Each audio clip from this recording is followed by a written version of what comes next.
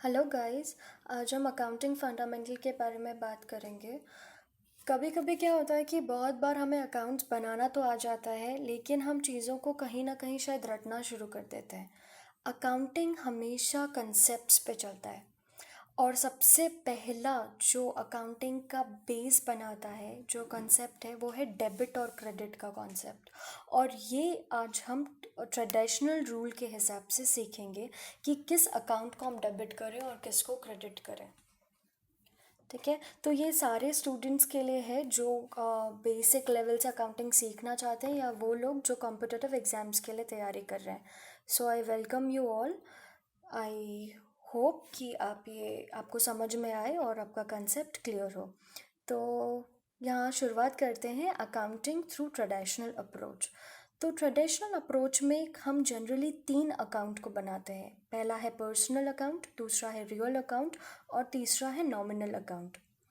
Personal account की अगर हम बात करें तो नाम से पता चलता है पर्सनल अकाउंट मतलब जब भी हम किसी व्यक्ति या किसी इंसान के बारे में बात करते हैं तो हम हमेशा पर्सनल अकाउंट के रूल को लगाते हैं, या हम कह सकते हैं कि हम इस रूल को फॉलो करते हैं।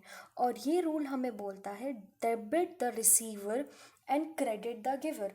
मतलब जिसको पैसे मिले, अकाउंट्स में हम हमेशा पैसों की बात करते हैं मोस्ट ऑफ द टाइम, तो इसीलिए मैं यहाँ वर्ड ये यूज़ करूँगी।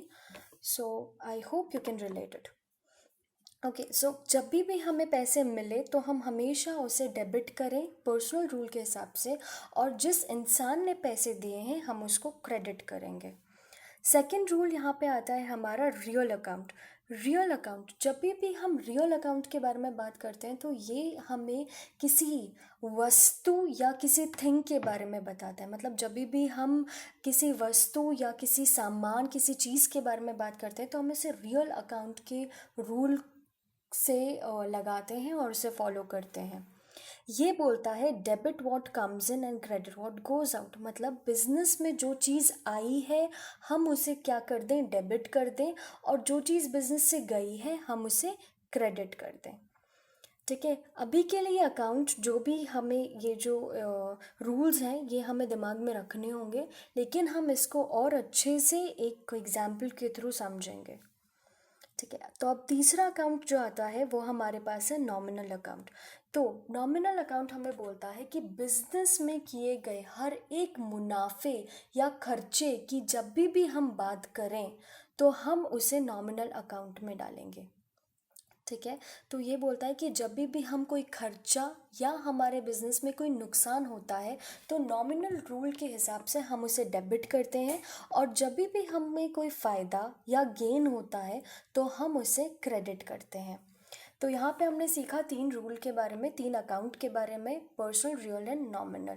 हमें सिर्फ तीन बातों का याद रखना है कि पर्सनल अकाउंट जो है वो हमेशा किसी व्यक्ति के बारे में बात करती है, रियल अकाउंट हमेशा किसी वस्तु के बारे में बात करती है, और नॉमिनल अकाउंट हमें बिजनेस में किए गए खर्चे या मुनाफे के बारे में बात करती है। अब हमें इन तीनों चीज़ को, इन तीनों रूल्स को इस जनरल एंट्री के थ्रू समझने की कोशिश करेंगे, इस ट्रांजैक्शन के थ्रू समझने की कोशिश करेंगे। तो पहला ट्रांजैक्शन हमारा जो है वहाँ पे ये बोलता है Ram received cash from Ram ₹500। यहाँ पे क्या हुआ कि हमने राम से 500 रुपये मिले। तो यहाँ पे हम देखें कि हमें दो अकाउंट यहाँ पे सामने नज़र आ रहे हैं, पहला कैश का और दूसरा राम का।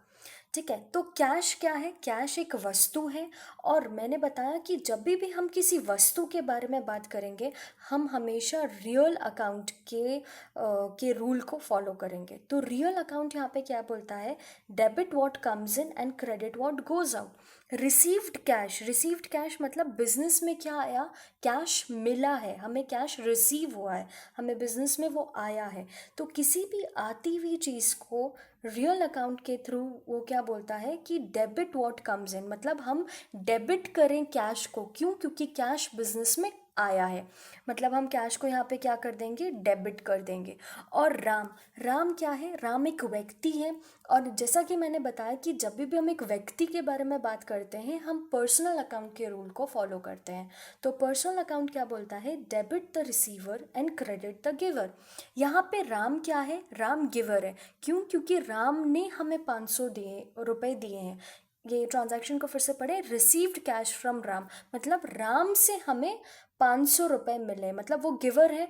और जो भी चीज़ गिवर होती है पर्सनल अकाउंट के हिसाब से उसे हम क्या कर देते हैं, क्रेडिट। तो यहाँ पे एंट्री क्या बनी, cash account debit to Ram account ₹500। I hope ये क्लियर है। तो सबसे पहले जो चीज़ हमें पता करनी होती है वो पता करनी होती है कि जो चीज़ जो दो अकाउंट यहाँ पे हम देख रहे हैं वो रियल है या पर्सनल है या नॉमिनल है। जैसे ही हम उसे आइडेंटिफाई कर देते हैं हम अपनी जनरल एंट्री बड़े ही आसानी से बना सकते हैं। और ये पूरा पूरा कंसेप्चुअल बेस है। मतलब कभी कभी क्या करते हैं कि हम चीज़ों को समझने के बजाय उसे रटना शुरू करते हैं, लेकिन अकाउंट्स में जब हम चीज़ों को रटने लगेंगे तो ये बहुत मुश्किल होता जाएगा। तो मैं कोशिश करूँगी कि जितना हो सके हम चीज़ों को समझ के चलें बजाय उन्हें रटने के या उन्हें ध्यान में रखने के। तो यहाँ पे जब हम चीज़ों को समझ के चलते हैं हमें कोई भी चीज़ ध्यान रखने की ज़रूरत नहीं होती। तो सेकेंड चीज़ में, सेकेंड एंट्री में मैं आती हूँ। सेकेंड जो ट्रांजैक्शन है वो क्या बोलता है, रेंट पेड ₹1200। ठीक है, तो यहाँ पे फिर से दो अकाउंट बने। दो अकाउंट कौन से बने, एक बना रेंट और पेड। पेड तो ये अंडरस्टैंड है कि यहाँ पे जो भी हमने रेंट दिया है वो हमेशा हम किससे देते हैं, पैसों से देते हैं। ऑब्वियसली हम सर्विस तो नहीं देते। हम अगर हमारे कोई भी रेंट को भरते हैं तो हम उसके बिहाफ में कोई सर्विस नहीं देते, किसी का जाके हाथ पैर नहीं दबाते। हम उसके बिहाफ में हमेशा कैश ही देते हैं और बिजनेस में हमेशा कैश के बारे में ही बात होती है। तो यहाँ पे पहला अकाउंट जो बना है वो है रेंट और दूसरा अकाउंट जो बनेगा वो है कैश अकाउंट।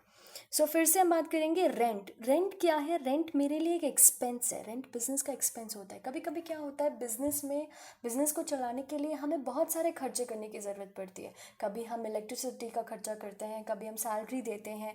जो जितने भी खर्चे हैं वो खर्चे बिजनेस में किस अकाउंट के, किस रूल के हिसाब से चलते हैं, नॉमिनल अकाउंट। क्योंकि मैंने आपको पहले बताया कि नॉमिनल अकाउंट जो है वो हमेशा हमारे खर्चों को, हमारे मुनाफे को, हमारे नुकसान को बताता है। तो यहाँ पे रेंट क्या है, रेंट हमारा खर्चा है और रेंट किसके अंदर आता है, नॉमिनल अकाउंट। खर्चा है इसीलिए वो नॉमिनल अकाउंट के अंदर आएगा।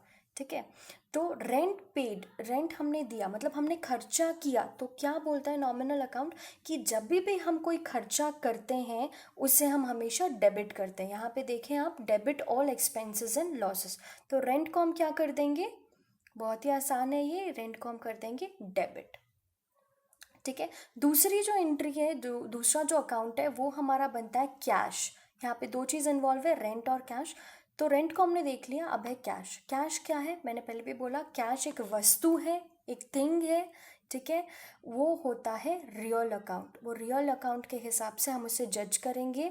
रियल अकाउंट हमें क्या बोलता है, debit what comes in and credit what goes out. यहाँ पे कैश क्या है, कैश हमारे बिजनेस से गया है, हमने कैश दिया है। तो जब भी कोई चीज़ जाती है हम उसे क्रेडिट करते हैं रियल अकाउंट के हिसाब से। यहाँ देखें, क्रेडिट व्हाट गोज आउट। तो कैश गया है तो कैश को हम क्या कर देंगे, क्रेडिट कर देंगे। तो एंट्री क्या बनी, rent account debit to cash account ₹1200। I hope ये एक्सप्लेनेशन जो भी मैंने दिया है वो आपको समझ में आया हो। अगर फिर भी कोई चीज़, अगर कहीं पे मैं चूक गई हूँ या फिर कोई चीज़ अगर आपको समझ में अभी भी ना आए और अगर आप चाहते हैं कि मैं इसे और विस्तार में और बहुत सारे एग्जाम्पल्स लेके आपको समझाऊँ तो आप मुझे कमेंट सेक्शन में बताइए। तब तक के लिए थैंक यू ऑल। ऐसे ही बहुत सारे और भी अकाउंटिंग कंसेप्ट्स मैं लेके आऊँगी। सो help me, support me, and happy accounting. Thank you so much.